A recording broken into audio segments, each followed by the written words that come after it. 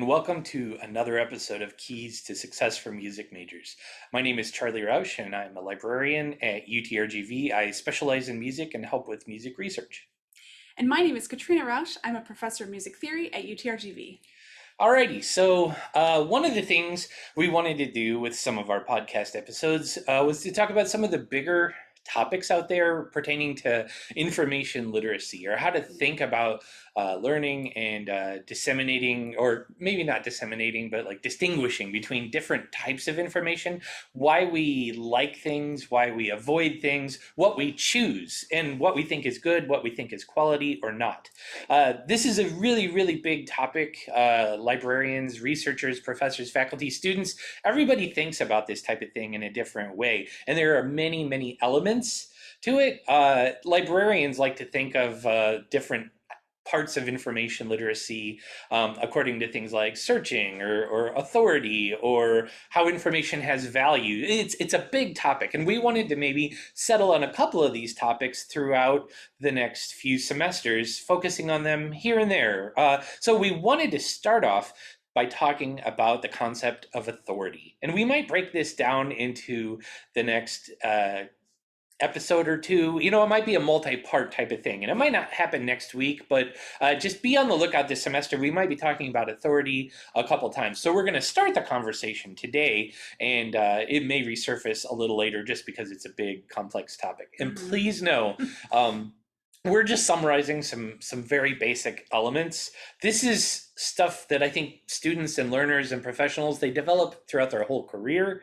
It takes a long time to think about these skills, and they're very complex. So we're going to just start the conversation something pretty basic, talking about authority. So we've broken down a few bullet points, or a few main topics we want to approach in terms of how do we think about the concept of authority when we think of information or searching or research, things like that. Now, can you explain a thing? Like, when you say authority, do you mean like someone in charge of you, like your boss? Okay. Do you know what I mean? Yeah. Well, okay, so let's think about it like this. When someone makes a claim or creates a piece of information, you want to think about who they are, or why they are reputable or correct or factual or reliable, maybe be another way to talk about it.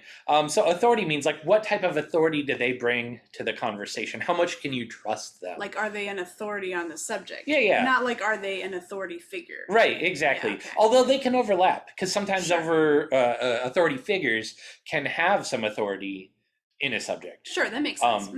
Okay, so there's a lot to this, and there are no real hard and fast rules that you can just say this means something is true and this is false all the time. It's really kind of messier than that, but we're going to talk about some ideas on how to navigate through the complexity of those types of considerations. So when you're thinking about who has written something, who has made a claim, who is a speaker, who is trying to push some information your way, and you need to decide, is this reputable? The first thing that it is probably the biggest consideration you should be thinking about: who's making that claim? You need to think about that. Yeah. I know that seems so obvious, okay? But can you trace the information you're getting back to its original source? Usually that's a person.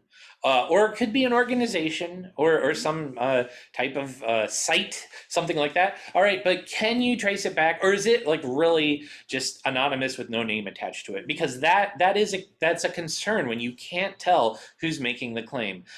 We encounter this all the time in social media. Yep. Okay, you can see people share posts, and you're like, oh, that's really compelling, that's interesting, that makes me feel a certain way. But it's hard to tell where it's specifically coming from sometimes. And that, like I said, is a warning sign. This happens in conversations too. Sometimes I hear a really cool witticism or tenet or something that we want to pass along, like advice. And you're like, wow, that's really cool advice. But you're like, where did that actually come from? Who made that original claim?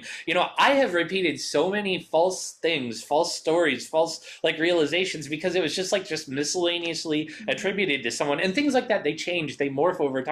It's hard to sometimes assess the quality or factual content if you don't know who is originally making that claim. So I guess all that to say, the first bullet point here is really pay attention to where something's coming from. Can you decide who is making that claim? Because that can help in situating yourself to deciding if something is reliable or not. Mm-hmm. Yeah. The second point that can help with this is like once you figure out who's making the claim, you have to decide if you like at what level of expertise that person has or that source has. And so, you know, you have to think about like how would you evaluate or describe the authority of the source. And this is something that I think like as you do this more and more, you develop your own sense of it and it gets better over time. But you know, you have to think about like what are you looking for, and is this person like, or this I guess person or reading or whatever, is this like a good place to go to look for this information? A couple of things that I always think about when I'm evaluating a source, I immediately think of education. You know, so does somebody have a degree in this, or have they been studying this? Have they taken classes in it? But that's not even necessarily a fair assessment, because there are some people that have no formal education, but they have a lot of life experience. So for example, if I wanted some advice about parenting, I would go to my mom who parented 2 children. I would not go to my sister who didn't parent any children. Okay, so like there's a difference sometimes in life experience. That's a lot that can go into it. So you don't necessarily need to be formally educated in order to have some expertise. Another way that I think about how to evaluate a source is I think about whether it's been vetted by other experts. So in scholarly research and publishing, we have what's called peer review. And what that means is that whatever's been published under peer review has had to go through a series of review, where other experts in the field have read the article before it's been put out and said, yes, we think this is a good article, or here are some things you need to change. So there's a difference between, like, if I just published a blog post, I could just put that online and nobody necessarily has vetted it. But if I'm going to publish like in the Journal of Music Theory, it's going to go through other music theorists who are going to say whether or not my research was solid and valid. So sometimes, especially in research and scholarship, you can look for something like peer review, and that can help kind of ground the claims that are being made. We don't really have that like in social media, you know, so in some ways it's not as easy to tell, but you can see what other people are saying about it, other experts or people that you trust. Yeah, like you said, a blog post. An expert could write a blog post. And they do it all the time. And that could then encounter a lot of interaction from other experts. And so maybe that's not called peer review, but there is like this level of people weighing in and refining their ideas in a different way. Concept. Yeah. So thinking about who you trust on this subject and other people that you don't know about might be just as trustworthy. And if the people you trust say so, that's a helpful thing to think about. So the point is, you need to, once you figure out what the source is, you need to decide how are you going to evaluate that source and decide if it's an expert source. And particularly the authority behind that source. The authority behind the source, yes. Right. The third point is kind of related to this. So it's this idea of bias. And I think when we say bias, we always have like a negative connotation, like it means it's bad if you have bias. But actually everybody has bias, like because you just are your own person and you have your own thoughts and opinions, your own experiences. So everyone comes from a place of bias, and that isn't necessarily bad. It's not like, it's just a true thing. But when you're evaluating a source, you need to be aware of the bias of that source, because where someone's coming from when they say something will influence the way that they say it. And so you need to know that. And there are ways that you can try to temper the bias if you're saying something, but some people are really bad at it. So it's important to know the bias. Now, this is a really tough one, I think, to figure out.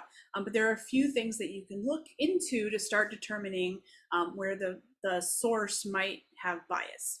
One would be like looking at what the source is associated with. So if it's associated with a certain organization or a certain group of people or a certain belief system, or like what have they been doing in the past. So like, you know, those kinds of things, like the background of the source can be. And when you say source, you're talking an authority, right? An authority. A person or an organization, not necessarily an article, but the person behind that article. So let's say you read something online and you see that that's written by an author and you've never heard of the author before, but you want to determine if that author has authority on the subject. So you would you could do a little digging on who the author is. What have they done in the past? Did they go to school at a certain place? Do they associate with a certain organization? Those kinds of things can help clue you in. You need to be a little careful about that because people do change their minds. So you don't want to always be like, oh, well, 20 years ago, they were associated with these people, and so that means they have this bias. It's not always true. Yeah, like how has that evolved over time? Totally. Right. So you need to have Good like a broad picture, but it's sometimes a good place to start. Yeah, thinking about it. A second thing that I think I rely on this one a lot, is I look at other stuff that person has done or said. So if I have if I want to determine if this authority on the subject has a certain bias, I can look at other things they've said. So for example, on social media, if I see someone posting a post that I'm not sure if I agree with or not, but I think they might be an authority on the subject and maybe I should listen, I might look at other things they've posted. Does that reveal any kind of certain bias that they might have on one side or another of an argument? And then that doesn't necessarily negate the claims they're making, but it helps you know where they're coming from. So that can be really useful. And then the third thing that I would think about is how does the authority or the person in question here, how do they handle criticism? What happens when somebody comes with a good argument against what they're saying? How do they handle that, or how do they respond to it? And this, again, like this kind of is the peer review thing again. So if your article goes through peer review, you probably have experts saying you need to change this and fix this, and you need to be able to respond to those things in order to get your stuff published. So you know something that went through peer review, probably that person that wrote it is has less bias than they would have before because they had to respond to the criticisms of others. So I also think, like, when you see people responding to criticisms of what they're saying, it's good to not just know, like, can they back up what they're saying, but are they open-minded? Like, are they okay with other people having views that aren't their own, even if they are an expert, and even if the people with other views aren't as expert? How do they handle that, and what kind of attitude do they have? Because I think the best scholars and the best, like, disseminators of information are open-minded and willing to admit sometimes that they don't know everything, and that's how they actually get better. Sure, or that things evolve over time. Sure, like things we said absolutely evolve over time. Yeah. And so part of that too is having perspectives from different value systems. I think it's easy to we kind of get in our little bubbles, and we can kind of just see, like, oh, these people are of this certain value system, or this certain religion, or this certain race, and it's important to see to be open-minded and to see, like, what do other people from other backgrounds have to say about that. I think it's a really important thing. Sure. And so extending from that, the last point we want to make today is about bias, but within yourself. So Katrina talked about recognizing bias from a potential authority figure and what you may or may not agree with or qualify about that bias, putting it in its context. But yeah, we need to look inward too, because we all have bias. Not just people who are potential authorities on subjects have bias, we have bias. Okay, and I think sometimes our bias can really lead us astray if we're not careful about it. I think sometimes we can hear someone speak and they're just like, they're really friendly or convincing, okay, and we're like, I believe that person. And you don't even know why, but you're just inclined to believe them. I think you need to recognize that, because you can pick up some really weird things if you're not careful, and you can even repeat those things, or you can believe those things. You can be dedicated to those things, but you're not even sure why. The person just rubbed you the right way one day, and that's like a really scary thing. I think you need to, like we said, go back to those criteria. Like, why do I think this person is an authority? Not just how do they make me feel. Okay. Or another thing is, there's this thing out there, there's lots of different kinds of bias, but there's a thing that's called confirmation bias. And I think sometimes we are led astray by this before we even realize what's happening. It just means that we're sometimes more prone to think something is legitimate if we already agree with it. Yeah. Okay. It's totally true. I mean, we're all susceptible to this, but I think, okay, fine. If you're talking about, is a restaurant good or not? Sure. Confirmation bias may lead us astray very quickly. But if it comes to, like, more in-depth research or really important topics, or where you're, like, choosing which articles you want to put in your paper, sure, you can like an article better than a different article. But if you're thinking one article is true because you already are prone to agree with it, and one article is completely false because you don't want to agree with it, I think that's not a healthy place to come and evaluate research and come up with your conclusions. So you need to understand your own confirmation bias, and it gets in there so quickly and so easily. Think about if you want to, okay, if you're talking about like fast food, all right, and you want to be like, is fast food good? Okay, like you could just do a Google search, is fast food good? But see, you're already using your confirmation bias within Google to do that because you're putting the words fast food and good together in your search. Yeah. And so a lot of the results you're going to get are talking about how fast food and good come together. All right. So you're going to probably find a high percentage of resources that confirm that fast food is good. Maybe it tastes good, or maybe it's cheap, or maybe it's handy in a quick situation, or maybe it's getting healthier, whatever. I doubt that. I don't okay, think so. but you're going to find a predominance of information that talks about fast food and good, and that's because you set up that search that way. Conversely, if you do, is fast food bad? Okay, you're going to, again, skew your results based on that original idea you put together. So you're going to see things saying, it's not healthy, it tastes terrible, it even looks disgusting, I mean, it's breaking down the moral fabric of our society, this fast food. Okay, I know, I'm being like I'm exaggerating. No, but you'll find articles yes, like that, yeah. Sure. And so it all comes down to how you approach a topic. And so you need to think about your like inherent bias in how you approach a situation, and that you're prone to skew the results just as much as a potential authority figure or authoritative person may also skew the results. So there's a lot to this. We're going to continue the conversation in a future episode, but we really just wanted to emphasize a couple of quick things. Again, just to reiterate, the first thing is, can you trace a source of information back to who is making the claim? So if it's anonymous, possibly beware. Okay, yeah. So know who's making the claim. That's the absolute first thing you need to do. Second thing, how would you start describing whether you think that person is reputable? Like, what criteria do you lay down to be like, this person knows what they're talking about? And again, it could be their education, it could be their experience, it could be which place they're coming from, their context. All this can be very informative about whether someone's authoritative or not. You need to be aware of what bias they bring to the table, because they will bring some, and some of it can be very harmful, some of it can be unavoidable, but it's good to be aware or put that in its context. The last thing is, be aware of the bias you might bring to the table, because that also informs how you select authoritative information or not. And I know these aren't like easy things to just instantly put into practice. No, they're not. It's a lifelong practice. Okay, it takes forever, but you develop it slowly, bit by bit. It's part of becoming a lifelong learner, and the more you think about authority and how you decide on authority, you invest in authority, you interact with authority, I think that gives you more power when you're becoming a researcher, and you start teaching other people. So always good to be thinking about. Yeah, absolutely. Okay, I think that's about it for today. Yeah. We might have some contact info we're going to share with you, and then we'll wrap it up here. So as always, if you want to contact us, please feel free. You can contact me directly about questions about the music program. You can contact Charley directly if you have questions about music research and other library materials. If you have more general research, please email the research and instruction team.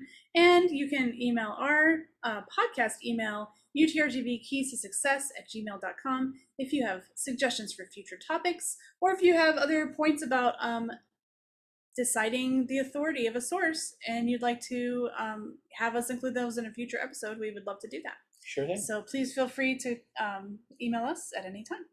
Okay, well, we're going to wrap up. Thank you so much, everybody, for being a wonderful audience as always. Good luck to everyone as the semester progresses. We've got a couple weeks under our belt, and onward and upward to greater things. Yeah. Hope you guys have a great day, and we'll see you soon. Alrighty, talk to you later. Bye.